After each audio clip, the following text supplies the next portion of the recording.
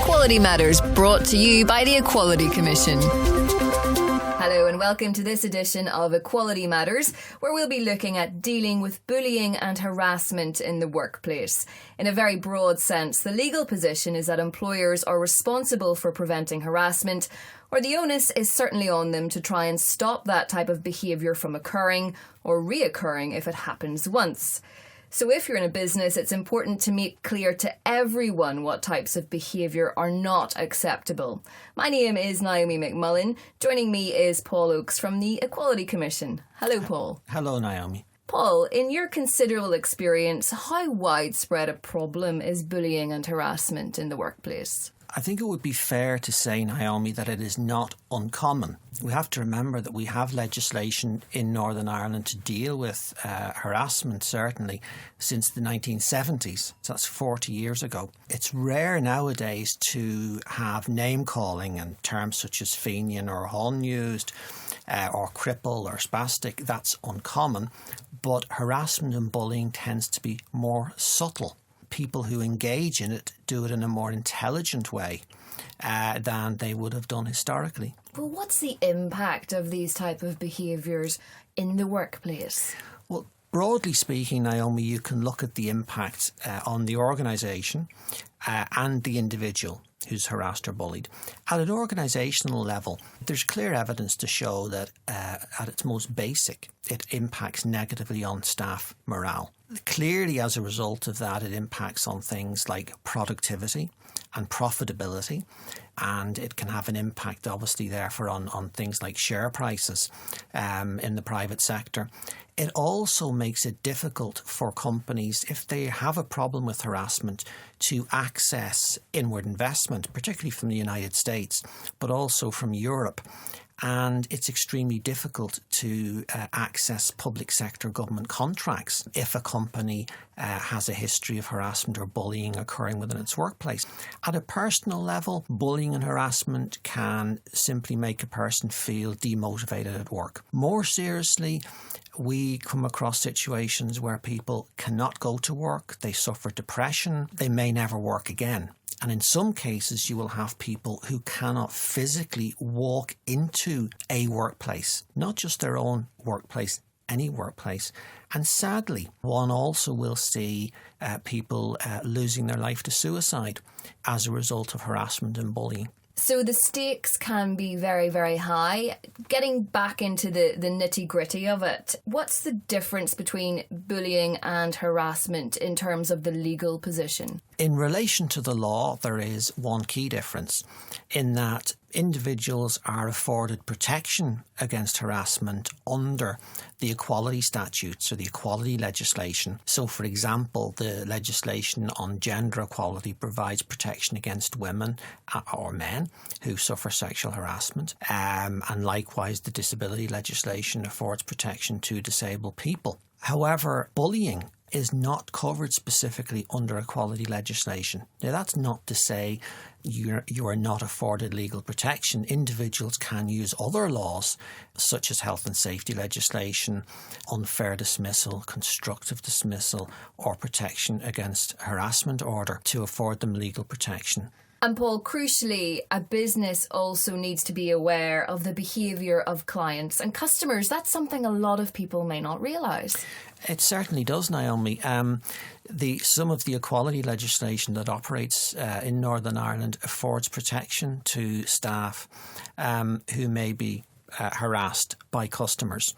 And that is an important legal point for businesses. In addition to that, however, many employers, in terms of their own internal policies, apart from the law, will afford protection to their employees in relation to harassment from service providers and customers. So there is a legal protection, but there is also the other protection that businesses will afford their staff for business reasons. It is important to note that in Northern Ireland, there is a concept of protection from third-party harassment, which is still part of our law.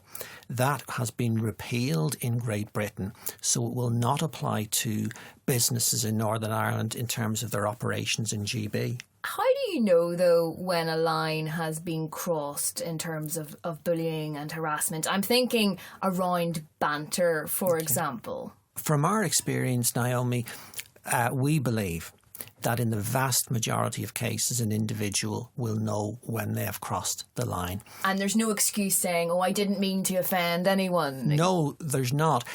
If we take some practical examples, I think all of us would agree that we know in 2016 it's not acceptable to call a disabled person a cripple or a spastic. It's not acceptable to use terms like fenian and hun.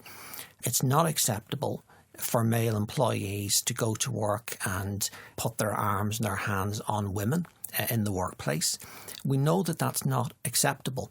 Now, if one does inadvertently cross the line, then it's simply a matter of putting your hands up and saying, I'm sorry, I got it wrong, I apologise. And in the vast majority of cases, that will resolve the matter. If we look at the issue of whether we know when we've crossed the line or not, a useful example would be one I came across in my working past, where I was working with a company and the senior manager had a picture of a half-naked woman on his wall behind his desk. And the female employees were very annoyed about this, understandably, because they felt that it set the culture within that office, within that organisation. The response of the male manager was, it doesn't matter, it's a joke, nobody's offended by it. I suggested to the manager that perhaps we bring his wife or daughter in to view the calendar to see what their reaction would be. His attitude immediately changed. His voice was raised. He became aggressive to some extent and said, well, there's no need to do that. Now, that's an example where I believe clearly the individual knew what the impact of the calendar was, but wasn't accepting it, and is just, again, further evidence that in the vast majority of cases we know when we have crossed the line. Simply think about it yourself. And if you feel that you may be near the line, step back. And if you're dealing with bullying or harassment in the workplace, what are the key issues that need to be addressed? There are several key issues that we recommend to all employers. Firstly, they must have a policy in relation to bullying and harassment, which explains what it is and contains a clear commitment to prevent bullying and harassment in the workplace. Second of all, we need to ensure that all employees, managers, are aware of their responsibilities under the legislation. And third of all, we need a clear practical commitment from the company to deal with bullying and harassment when it occurs. So rather than letting it happen, they need to deal with it straight away in an effective and an efficient manner and within the time frame included within their policy. Well, they say prevention is often better than cure. What would be your tips for a business to ensure that an unhealthy culture just doesn't creep in? Well, if we think about how and why an unhealthy culture creeps into any organisation, Naomi, it's very simple. That it means that some individuals within an organisation have power and they have the ability and desire to misuse that power against other individuals or groups of individuals. So to address bullying and harassment, an organisation needs to ensure that individuals or groups are not in a position where they can misuse power and harass or bully people because of their social background. And that's the key challenge for organisations that want to address an unhappy or an unhealthy working environment. And for people listening, where can they get more information and practical examples if they're dealing with bullying and harassment or want to learn more about how to prevent it? The best place to get further information would be the Commission's website on www.equalityni.org, or alternatively to contact the Commission through our inquiry line on 02890 890 888. Paul Oakes from the Equality Commission, thank you very much. Thank you very much, Naomi. Equality Matters, brought to you by the Equality Commission.